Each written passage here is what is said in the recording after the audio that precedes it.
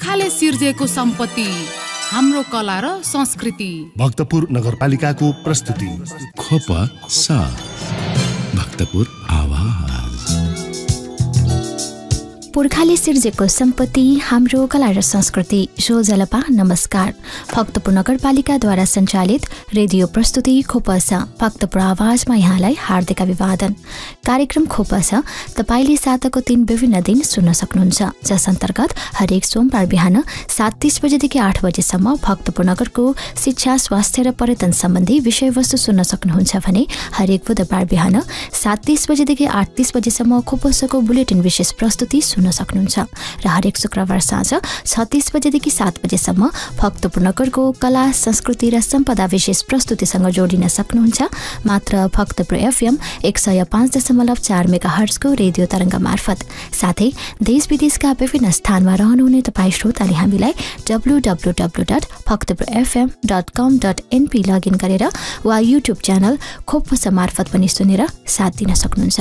र सधैँ खोपसको बुधबार विशेष श्रृङ्खलाका साथमा म प्रस्तुता सन्ध्या छु लगायत खोपस परिवार उपस्थित भइसकेका छौं।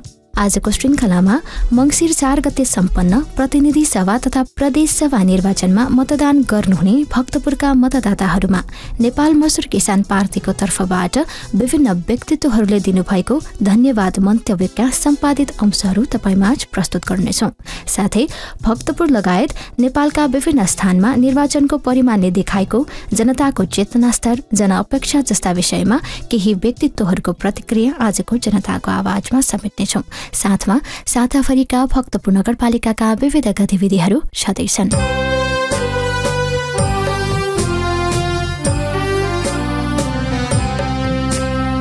कुनै पनि देशको राजनैतिक स्तर, त्यहाँ हुने निर्वाचन प्रणाली र निर्वाचित हुने प्रतिनिधिहरूको नेतृत्व कौशल र सिद्धान्तमा निर्भर रहने गर्छ र राजनैतिक रूपले सबल देशले मात्रै विकास र सफलता हासिल गर्न सक्दछ। त्यसैले देश र जनताको हित हुनका निम्ति त्यहाँको राजनीति र राजनीतिज्ञ दुवै सैद्धान्तिक र वैचारिक दुवै पक्षबाट असल र इमानदार हुन जरुरी छ। मङ्सिर 4 गते देशैभर प्रतिनिधि सभा र प्रदेश सभा निर्वाचन सम्पन्न भइसकेको छ र निर्वाचनको परिणाम पनि तय भइसकेको छ। देशका विभिन्न निर्वाचन क्षेत्रहरूबाट विभिन्न दलगत पार्टी लगायत स्वतन्त्र उम्मेद्वारहरूले जित हासिल गरिसकेको अवस्था छ। विक्रम सम्वत 2074 सालमा प्रतिनिधि सभा र प्रदेश सभा निर्वाचन मङ्सिर 10 र 21 गते गरी 2 चरणमा गरिएको थियो भने 2079 सालको प्रतिनिधि सभा र प्रदेश सभा निर्वाचन एकै दिन मङ्सिर 4 गते गरिएको थियो।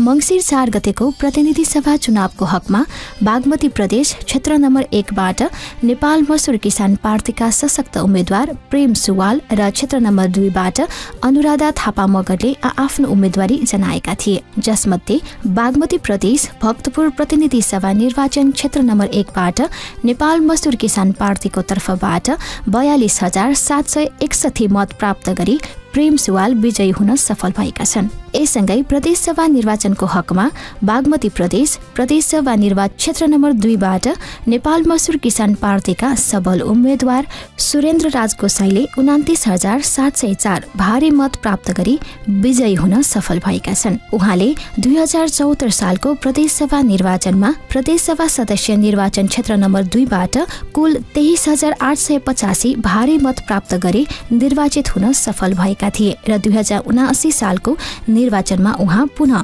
अधिकतम मतका साथ विजयी भएका छन्।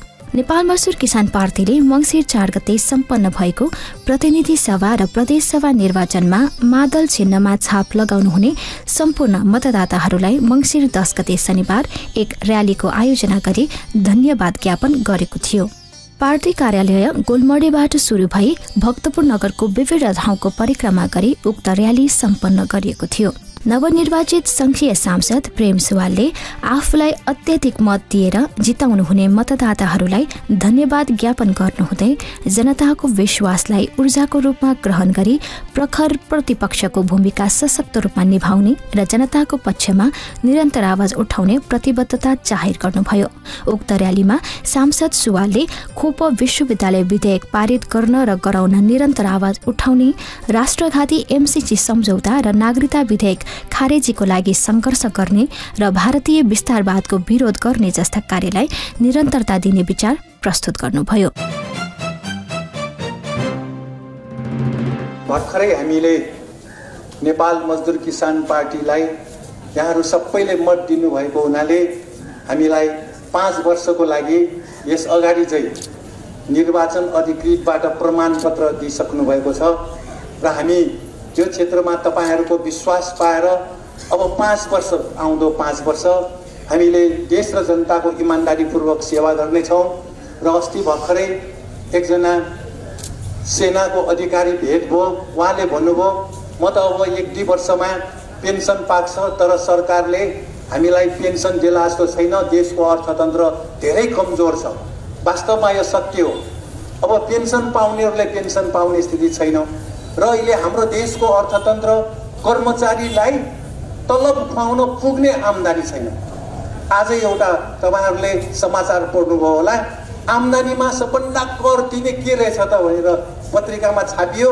एउटा सूर्य तोबाको भनेको जनतालाई चुरोट पिलाउने, त्यसले कर बढी तिर्ने, अर्को रक्सी उत्पादन गर्ने, त्यसले बढी कर दिन्छ भनेपछि जनतालाई धेरै चुरोट खाएपछि, जनताले धेरै रक्सी खाएपछि अनि सरकार बलियो हुने, अनि कर्मचारीलाई तलब दिन सक्ने, यस्तो आम्दानीले हाम्रो देश अगाडि बढ्दैन। हामीले उद्योग धन्दालाई, हामीलाई चाहिने सामान हाम्रो देशमै उत्पादन गर्ने त्यस्तो उद्योग धन्दा खोल्नुपर्छ। संसद भनेको नीति बनाउने ठाउँ हो, कानुन बनाउने ठाउँ हो। हाम्रो देशमा केलाई प्राथमिकता दिने तपाईहरुलाई थाहा छँदैछ। दाल चामल तरकारी पनि भारतबाट आउँछ। सरकारले जनतालाई, किसानहरूलाई दाल चामल तरकारी उत्पादन गर्नको निम्ति मल समयमा दिएको छैन, सिँचाइको बन्दोबस्त छैन, बिउ बिजनको बन्दोबस्त छैन। यस्ता विषयहरू हामी संसदमा उठाउँछौँ। हाम्रो पार्टीले धेरै अगाडिदेखि मल कारखाना खोल्नुपर्छ भनेर आवाज उठाएको हो, तर मलमा अरबौं अरब भ्रष्टाचार हुने भएको हुनाले अहिलेसम्म कुनै पनि सरकारले मल कारखाना खोल्न तयारी गरेको छैन। अहिलेसम्म जनतालाई मलको अभाव छ र साथसाथै जनताले देशमा काम गर्न पाएको छैन। 70-80 लाख युवाहरू विदेशमा, हाम्रै देशमा कल कारखाना र कृषिलाई जोडिएको खण्डमा युवाहरूले हाम्रै देशमा काम पाउँछ। यो विषय हामी संसदमा उठाउँछौँ। र साथसाथै ऊर्जा, अहिले ग्यासको सिलिन्डर बोक्नुपर्छ, 2 खर्ब रुपियाँ हामीलाई व्यापार घाटा छ ग्यासमा मात्रै। टोटल जम्मा जम्मी हाम्रो व्यापार घाटा 20 खर्ब रुपियाँ छ। हामी सबै चिज विदेशबाट ल्याउने, 22 खर्बको हामीले सामान किन्नुपर्छ। हाम्रो देशबाट जम्मा 2 खर्ब मात्र बेच्ने रहेछ भनेपछि 20 खर्ब, 2 खर्ब बेच्ने, 22 खर्ब किन्ने, जम्मा 20 खर्ब हाम्रो व्यापार घाटा छ। हाम्रो सार्वजनिक ऋण 20 खर्ब छ। विभिन्न देशसँग ऋण लिएको 20 खर्ब छ। ऋण लिने होइन, हाम्रै जनतासँग भएको पुँजीलाई राष्ट्रिय पुँजी भन्छ, त्यो पुँजीलाई उत्साहित गर्नुपर्छ। हाम्रै जनतासँग भएको पुँजीलाई विकास गर्यौँ भने विदेशी पुँजीले हाम्रो देशलाई खाँदैन।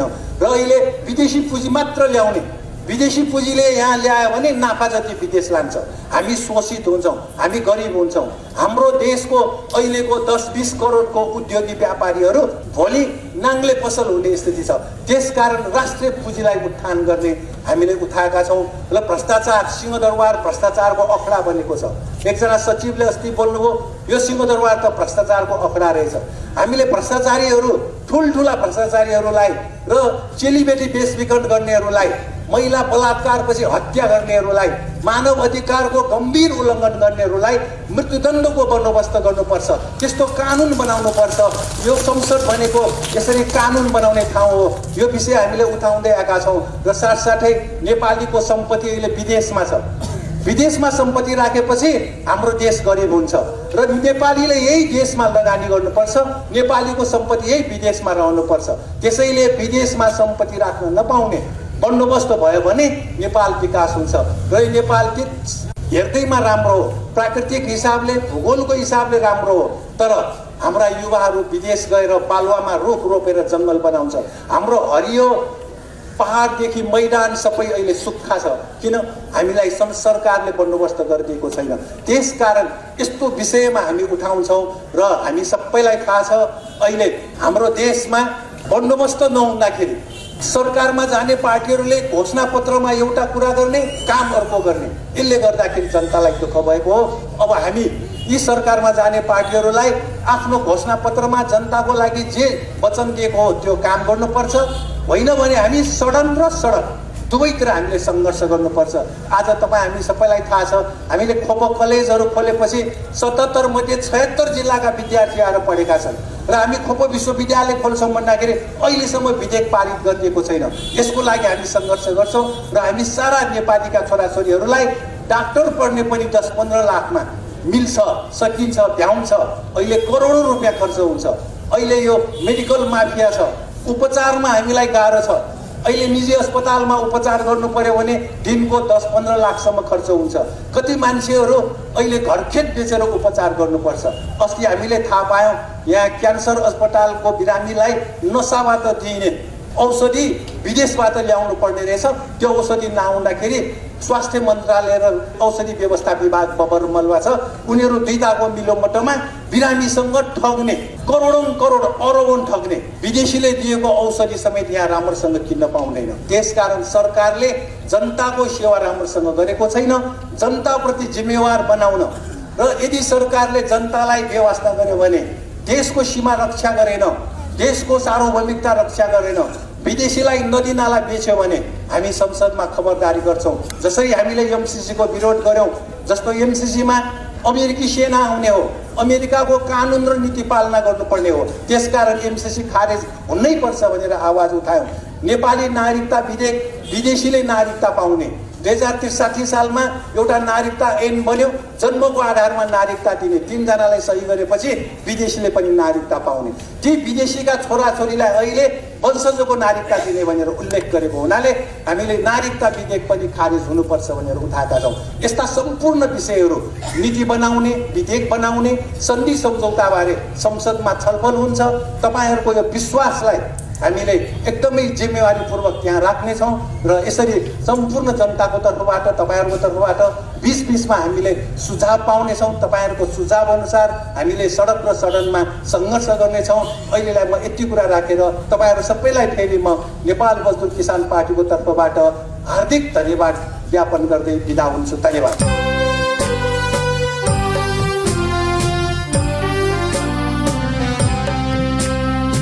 नवनिर्वाचित बागमती प्रदेश सभा सदस्य सुरेन्द्रराज गोसाईले किसान आन्दोलन र देशभक्तिपूर्ण आन्दोलनमा अडेको नेपाल मजदुर किसान पार्टी देश र जनताको हितमा अझ सशक्त ढङ्गले अघि बढ्ने विश्वास व्यक्त गर्नुभयो। 2074 साल र 2079 साल दुवै सालको प्रदेश सभा निर्वाचनमा बागमती प्रदेश क्षेत्र नम्बर 2बाट प्रतिद्वन्द्वीहरूलाई धेरै गुणा मतान्तरले पछि पारी सुरेन्द्रराज गोसाई विजयी हुन सफल भएका छन्। आदरणीय जनसमुदाय, दाजुभाइ दिदीबहिनीहरू, आमा बुबा, साथीहरू, सम्पूर्णमा म पार्टीको तर्फबाट, मेरो आफ्नो तर्फबाट हार्दिक हार्दिक न्यानो अभिवादन व्यक्त गर्छु। साथै मङ्सिर 4 गतेको निर्वाचनमा यहाँहरू सम्पूर्णले आफ्नो अमूल्य मत पार्टीलाई र हामीलाई, पार्टीका उम्मेदवारहरूलाई दिनुभयो, त्यसको निम्ति धेरै धेरै धन्यवाद छ। साथै यो पार्टीलाई निर्वाचित गर्नुको निम्ति र हाम्रो जनताको जितको निम्ति हामी सबै मिलेर कमसे कममा पनि हामीले हप्तौँसम्म जनताको घर आँगन दैलोमा हामी पुग्यौँ र शिक्षित बनाउने, सचेत बनाउने र नेपालको अहिलेको वास्तविक राजनीतिक परिस्थिति बारेमा अवगत गराउने काम हामीले गर्यौँ र ती सम्पूर्ण काममा, जनता माझ पुग्ने काममा जो साथीहरूले, जो अग्रजहरूले, जो हाम्रा कार्यकर्ताहरूले यसमा दुःख गर्नुभयो, मेहनत गर्नुभयो, ती सम्पूर्ण साथीहरूलाई, ती सम्पूर्ण कार्यकर्ता, ती सम्पूर्ण हाम्रा आदरणीय दाजुभाइ दिदीबहिनीहरूप्रति पनि हार्दिक हार्दिक आभार व्यक्त गर्दछौँ। र यो निर्वाचनमा हामी सबैलाई थाहा छ, देशका शासक दलहरू 2 गठबन्धन निर्माण गरेर अगाडि बढेका थिए, तर नेपाल मजदुर किसान पार्टी जनताको विश्वासका साथ एक्लै यो निर्वाचनको मैदानमा घुमेको थियो र आज हामीले नेपाल मजदुर किसान पार्टीले, नेपाल मजदुर किसान पार्टीका उम्मेदवारहरूप्रति जनताले जुन विश्वास प्रकट गर्यो, जुन किसिमको अभिभारा सुम्प्यो, त्यसको निम्ति पनि हामी पार्टीको तर्फबाट र हामी सबैको तर्फबाट सम्पूर्ण जनसमुदायमा हार्दिक हार्दिक धन्यवाद एवं आभार व्यक्त गर्दछौँ। र विगत 5 वर्ष अगाडि पनि यहाँहरूले हामीलाई यो अभिभारा सुम्पनु भएको थियो र त्यो अभिभारालाई हामीले सकुशल वहन गर्दै हामीले देश र जनताको पक्षमा प्रदेशवासीहरूको हितमा हामीले 5 वर्षसम्म अनवरत रूपमा काम गरेका थियौं। त्यसरी नै अबको 5 वर्षमा पनि 2084 सालसम्म पनि हामी सदनमा पुगेर हामी देश र जनताको पक्षमा र प्रदेशवासीहरूको पक्षमा हामी इमानदारीपूर्वक निस्वार्थ भावका साथ हामी काम गर्नेछौँ र पार्टीको घोषणा पत्र र 2079 सालको यो मङ्सिर 4 गतेको निर्वाचनको लागि पार्टीले जारी गरेको घोषणा पत्र बमोजिम र पार्टीको निर्देशन बमोजिम, जनताको भावना बमोजिम र देशको राजनीतिक परिस्थितिले जुन माग गर्दछ त्यो बमोजिम हामी सदनमा मात्र पनि होइन सडकमा पनि हामी अगाडि बढ्नेछौँ र जनताको आन्दोलन, जनताको सङ्घर्ष र देशभक्तिपूर्ण आन्दोलन समेतलाई अगाडि बढाउनको निम्ति जनताको छोरो, पार्टीको सिपाही र यो देशको एउटा सच्चा देशभक्तको रूपमा हामी प्रस्तुत हुनेछौँ भन्ने यहाँहरू समक्ष वचनबद्धता व्यक्त गर्दै पुनः एकपटक यहाँहरू सम्पूर्णको अमूल्य सहयोग, यहाँहरू सम्पूर्णको अमूल्य मतको निम्ति हार्दिक धन्यवाद ज्ञापन गर्दै मेरो छोटो भनाइ टुङ्ग्याउँछु। धन्यवाद।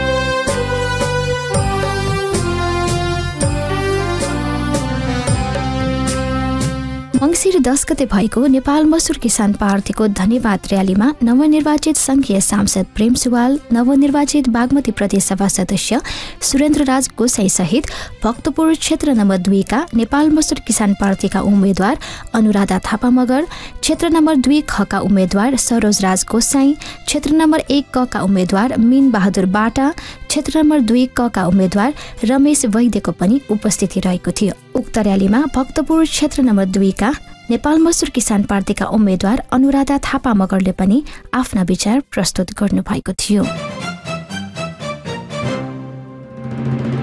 मङ्सिर 4 गते नेपाल मजदुर किसान पार्टीको मादल चुनाव चिन्हमा मतदान गर्नुहुने सम्पूर्ण आमा बुवा दाजुभाइ दिदी बहिनीहरू एवं आजको यस धन्यवाद ज्ञापन कार्यक्रममा सहभागी हुनुभएका सम्पूर्णमा म हार्दिक अभिवादन व्यक्त गर्दछु।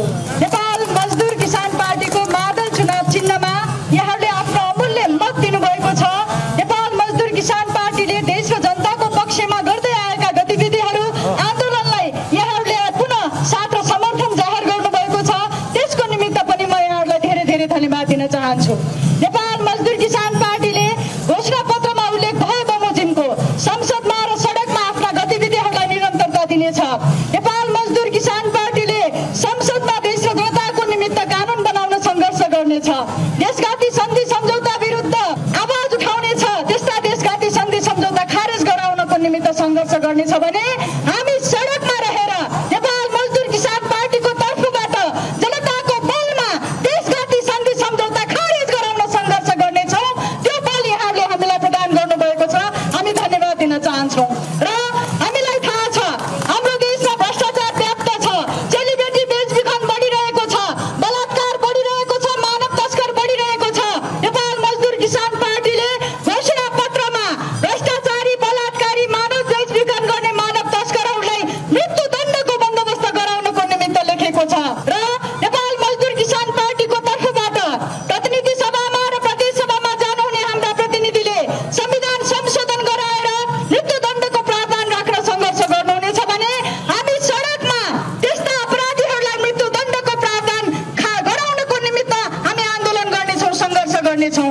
र यहाँहरूले नेपाल मजदुर किसान पार्टीको मादल चुनाव चिन्हमा मत जाहेर गरेर यो देशको सार्वभौमिकताको पक्षमा आफूलाई उभ्याउनु भएको छ, यो देशको भूखण्डताको पक्षमा आफूलाई उभ्याउनु भएको छ। र देशघाती सन्धि सम्झौता गर्न चाहनेहरूलाई यहाँहरूले खबरदारी गर्नुभएको छ। र हामीलाई यहाँहरूको अमूल्य मत प्रदान गरेर हाम्रो हरेक आन्दोलनमा, हाम्रो हरेक सङ्घर्षमा हाम्रो पनि साथ छ, हाम्रो पनि समर्थन छ भनेर जनमत प्रदान गर्नुभएकोमा पनि हामी हार्दिक आभार व्यक्त गर्दछौँ, धन्यवाद व्यक्त गर्दछौँ। पुर्खाले सिर्जेको सम्पत्ति, हाम्रो कला र संस्कृति। भक्तपुर नगरपालिकाको प्रस्तुति। खोप साथ भक्तपुर आवाज। कार्यक्रममा पुनः स्वागत। तपाईँ सुन्दै हुनुहुन्छ भक्तपुर नगरपालिकाद्वारा सञ्चालित रेडियो प्रस्तुति खोपस भक्तपुर आवाज। साथमा छु म प्रस्तुता सन्ध्या छु।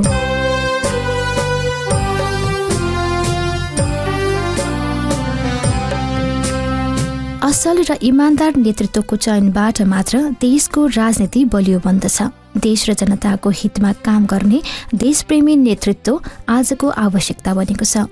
निर्वाचनको माध्यमबाट जनताले शासनको विभिन्न तहमा प्रतिनिधि छान्ने र सत्ताको वैधानिकीकरण गर्ने जस्ता महत्त्वपूर्ण कार्य गर्ने अवसर प्राप्त गर्दछन्। यसै सन्दर्भमा भक्तपुर लगायत नेपालमा निर्वाचनको परिणामले देखाएको जनचेतना स्तर, जनअपेक्षा जस्ता विषयमा केही व्यक्तित्वहरूको प्रतिक्रिया सुनौ आजको जनताको आवाजमा।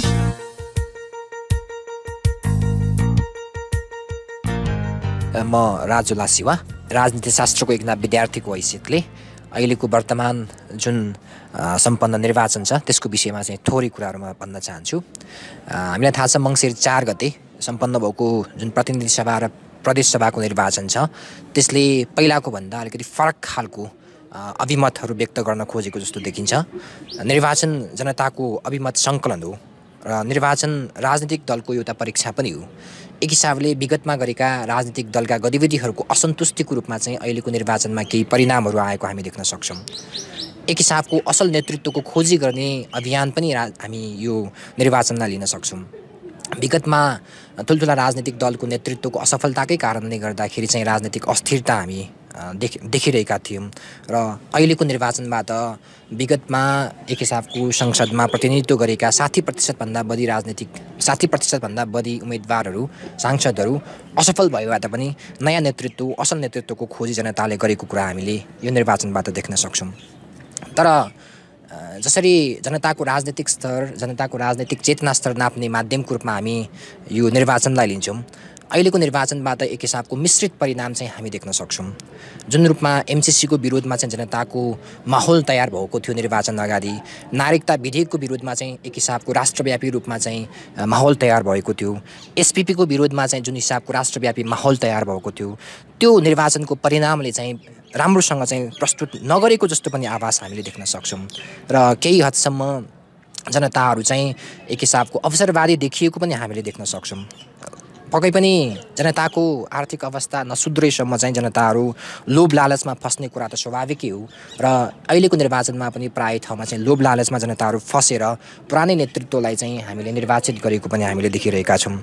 पटक पटक चाहिँ गाली खाएका ती नेताहरू नै विशेष गरी चाहिँ अहिले पनि केही ठाउँमा चाहिँ हामीले जितेर आएको देखेका छौँ र जनताले विकल्पको खोजी गर्दा गर्दै पनि तिनीहरू नै जितेर आएको अवस्थामा नि हामीले धेरै ठाउँहरूमा चाहिँ देखेका छौँ। र जहाँसम्म अहिले नयाँ पार्टीको स्वतन्त्र उम्मेदवारहरूको एक हिसाबको लहरको कुराहरू हामीले देख्न सक्छौँ। वास्तवमा राजनीति भनेको एउटा विचारको लडाइँ पनि हो र नयाँ पार्टीहरू भनौँ, स्वतन्त्र उम्मेदवारहरू भनौँ, निश्चित खालको राजनैतिक विचारहरूबाट लेस नभएको कारणले गर्दाखेरि हामी एक हिसाबको अहिले मूल्याङ्कन के गर्न सक्छौँ त भन्दाखेरि पुराना राजनीतिक दलहरू जो छन् उनीहरूले आफ्नो जुन गल्ती, कमी, कमजोरीहरू छन् त्यसलाई ताकछोप गर्नको निम्ति एक हिसाबको आफैले अगाडि सारेको एउटा प्यादा जस्तै हो कि भन्ने हिसाबले पनि हामीले उनीहरूलाई चाहिँ बुझ्न सक्छौँ। एक हिसाबको युवा आकर्षण राम्रो छ तर व्यवस्थित गर्नको निम्ति चुनौती पनि बाँकी नै देखिन्छ। एक हिसाबको आर्थिक पारदर्शिता नयाँ राजनीतिक दलहरू भनौँ वा स्वतन्त्र उम्मेदवारहरूले देखाउन नसकेको खण्डमा पुनः फेरि राजनीतिक वितृष्णा चाहिँ हामीले जाग्ने सम्भावनाहरू देख्न सक्छौँ। तर जे होस् अहिलेको जुन निर्वाचन छ एक हिसाबको सकारात्मक रूपमा नै हामी लिन चाहिँ सक्छौँ। म ईश्वर कार्की, म चाहिँ यो भर्खरै मङ्सिर 4 गते सम्पन्न प्रादेशिक र प्रतिनिधि सभा सदस्यको प्रत्यक्ष र समानुपातिक निर्वाचनबाट जुन एक किसिमको परिणाम आएको छ त्यसको बारेमा मेरो केही व्यक्तिगत धारणाहरू चाहिँ व्यक्त गर्न चाहन्छु। यो भर्खरै सम्पन्न निर्वाचनबाट चाहिँ एउटा मिश्रित खालको चाहिँ परिणाम निस्केको छ। पुराना ठुला भनिएका जनताप्रति चाहिँ ठुला भनिएका पार्टीप्रति चाहिँ जनताको अलिकति विश्वास घट्दै गएको पनि देखिन्छ यो परिणाम हेर्दाखेरि। आजभन्दा 5 वर्ष अगाडि सम्पन्न चुनावबाट चाहिँ जनताले जुन पुराना ठुला भनेका पार्टीबाट अपेक्षा राखेका थिए त्यो अपेक्षा चाहिँ पुरा नभएको कारणले गर्दाखेरि एक प्रकारले जनसहभागिता पनि घटेको देखिन्छ। मत पनि 60-61% मात्र चाहिँ देशभरिमा त्यति मात्र खसेको कारणले गर्दाखेरि जनताको चाहिँ चासो अलिकति ठुला भनेका पार्टीप्रति चाहिँ अलिकति विश्वास पनि घट्दै गएको पनि देखिन्छ। साथै यो निर्वाचनको परिणाम हेर्दाखेरि चाहिँ हामीले के पनि पाउँछौँ भने नयाँ दलको पनि उदय भएको चाहिँ देखिन्छ। अब नयाँ दलको उदय भएको देखिन्छ। राजनीतिमा युवाको प्रवेश भएको पनि राम्रै कुरा हो। युवाहरूको चाहिँ नयाँ दलसँग प्रवेश हुनु पनि राम्रै कुरा, सकारात्मक देखिन्छ।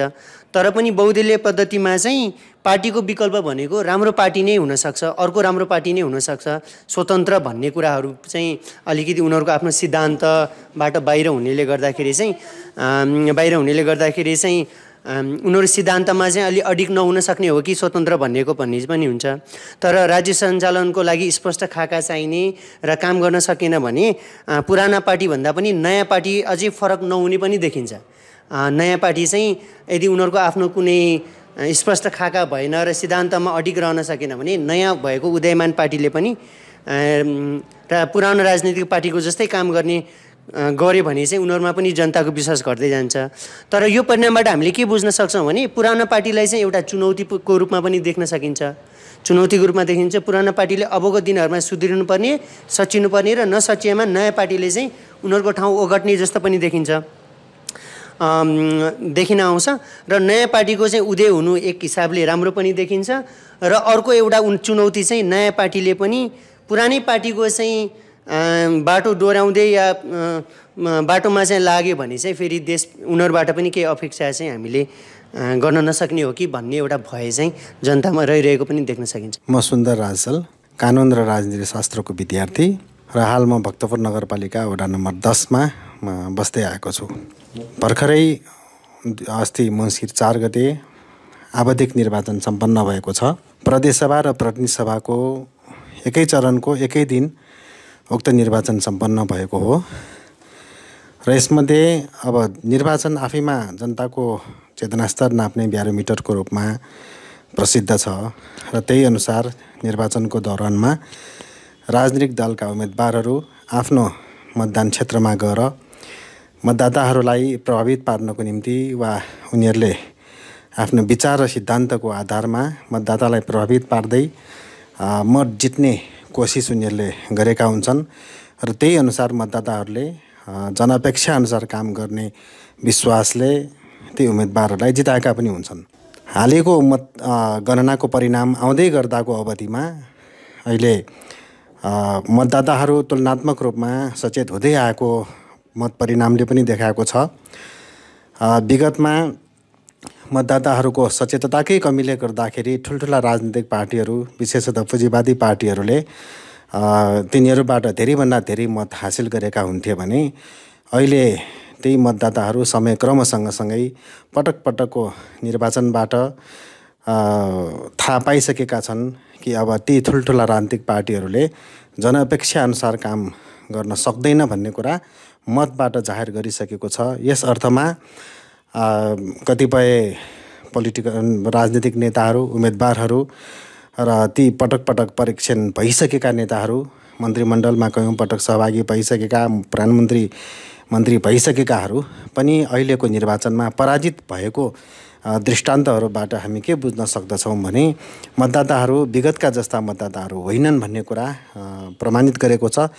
यद्यपि यो निर्वाचन पुँजीवादी निर्वाचन पनि भएको हुनाले पुँजीवादी व्यवस्थामा हुने निर्वाचन पुँजीवादी व्यवस्थाकै झल्को दिने हुनाले कतिपय मतदाताहरूले आफ्नो मतलाई स्वविवेकले प्रयोग गर्न पाइराखेका छैनन्।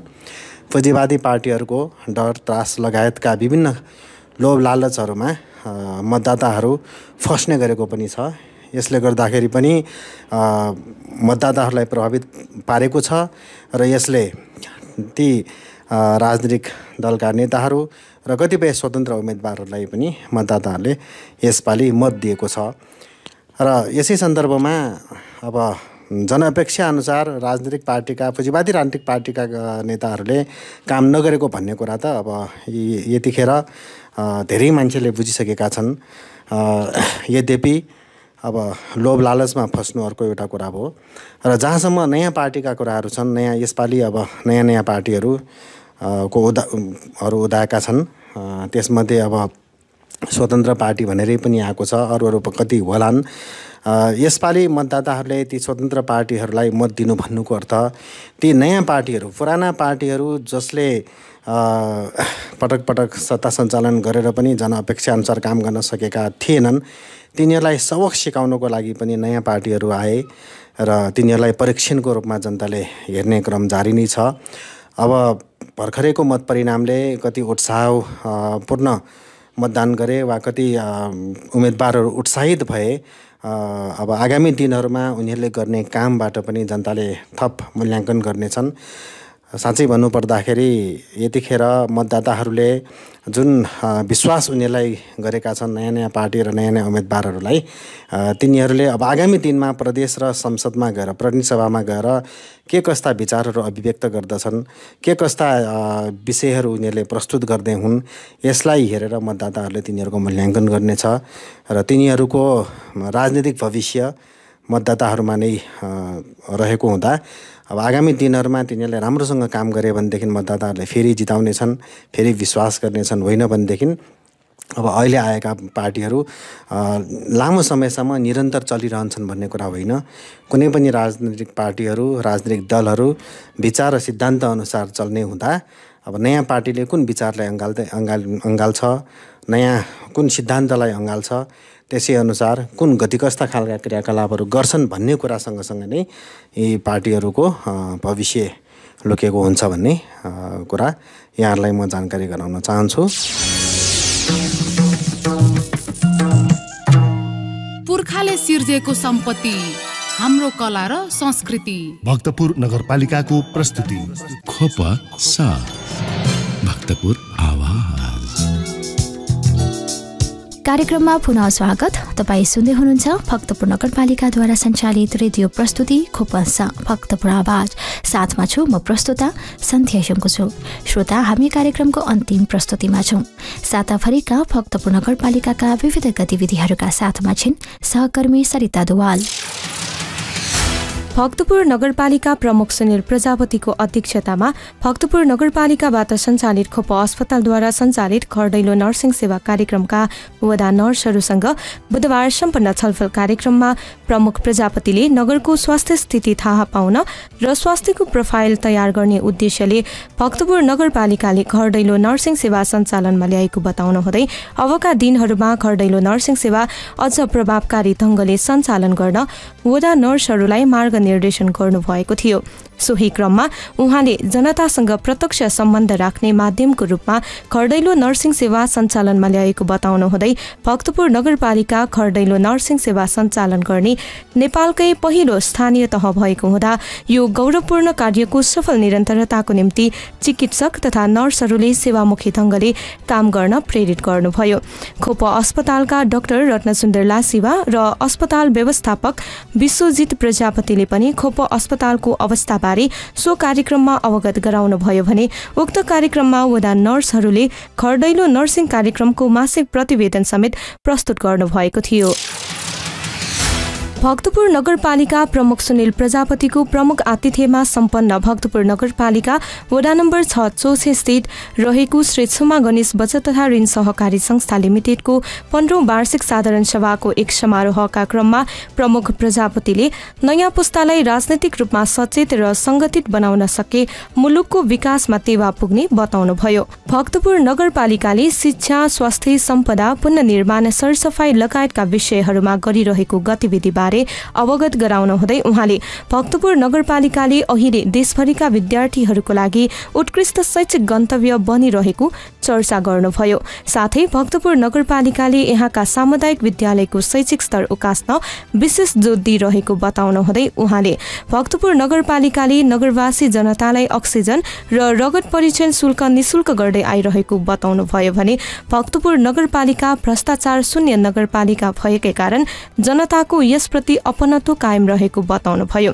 साथै उहाँले समाज राम्रो बनाउन त्यहाँका नागरिकहरू सभ्य र असल हुनुपर्नेमा समेत जोड दिनुभयो। त्यसैगरी सो कार्यक्रममा भक्तपुर नगरपालिका वडा नम्बर 6 का वडा अध्यक्ष हरिराम सुवालले देशको सार्वभौमिकता रक्षाको निम्ति नेपाल मजदुर किसान पार्टीले खेलेको भूमिका उल्लेखनीय रहेको बताउनुहुँदै भक्तपुरमा नेपाल मजदुर किसान पार्टीको जीवन्त भनेकै यहाँका जनताको जित रहेको बताउनुभयो।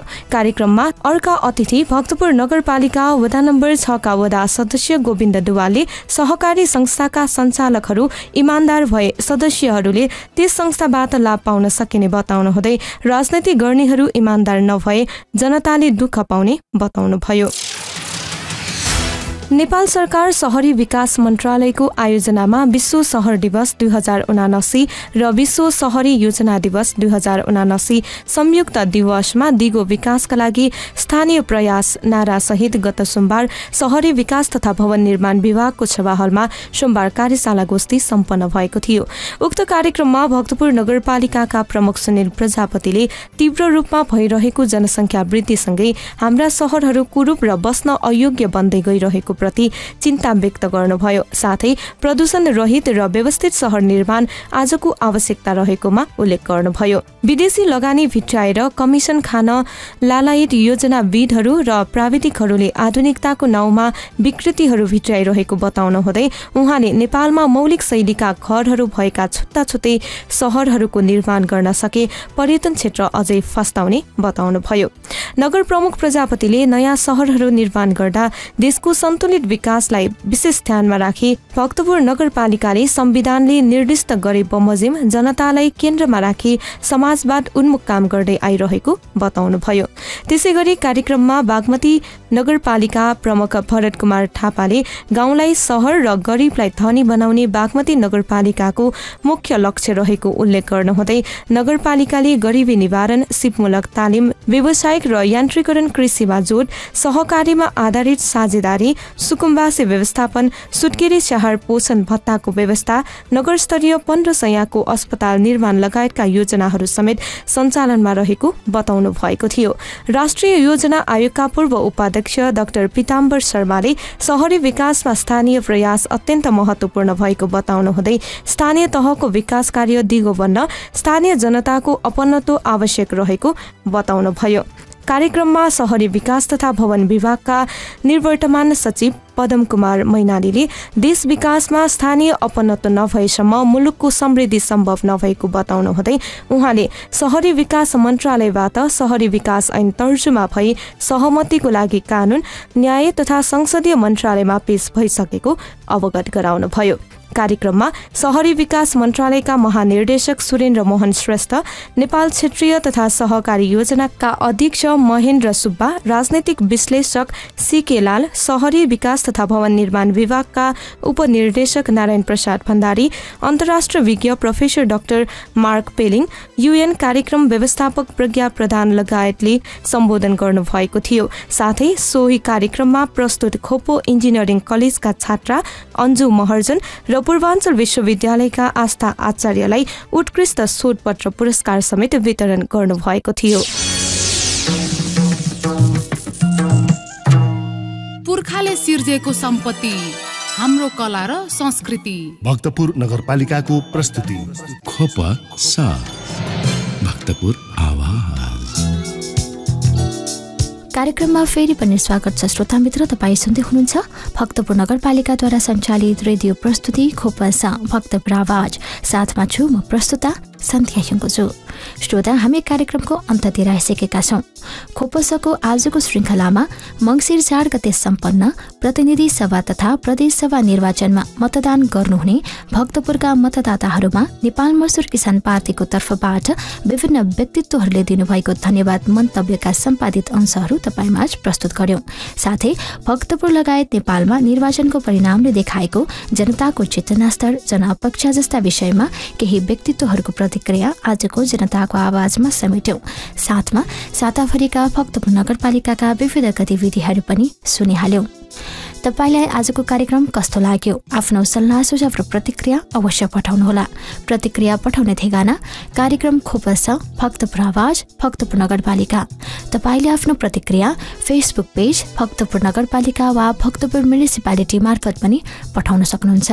साथै भक्तपुर नगरपालिकासँग सम्बन्धित सम्पूर्ण सूचना वा जानकारी नगरपालिकाको वेबसाइट भक्तपुर.mn.gov.np मा पनि हेर्न सक्नुहुन्छ।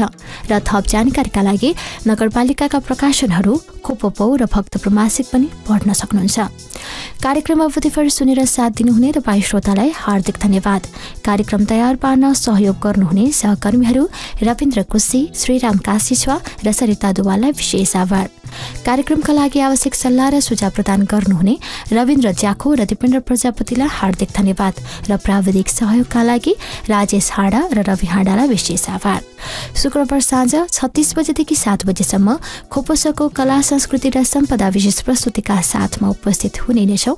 तबसम्मका लागि म प्रस्तुता सन्ध्या हेङ्गुजु लगायत खोपस परिवारलाई बिदा दिनुहोस्। तपाईँको समय शुभ बितोस्। नमस्कार।